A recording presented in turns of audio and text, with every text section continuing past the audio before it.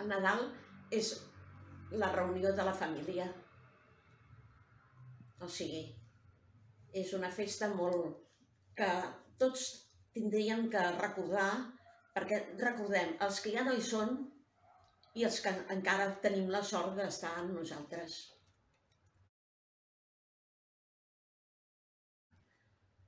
Per mi és veure que hi ha gent que encara estan pitjors que tu, que no tenen família, que doncs és una...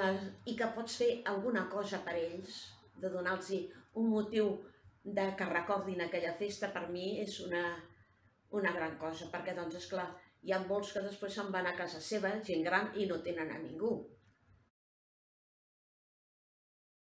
Jo ja dic, vaig ser voluntària durant més de 20 anys i quan vaig decidir que ja no podia fer més, o sigui que ja no era apta, diguéssim, i em van acollir, que em van acceptar com a usuària, em van donar una gran alegria.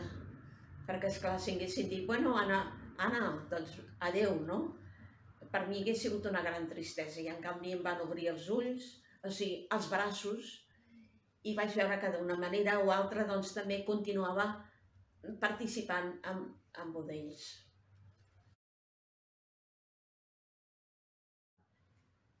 És el més terrible que hi ha. El més terrible. Perquè les nits es fan llargues i els dies es fan interminables.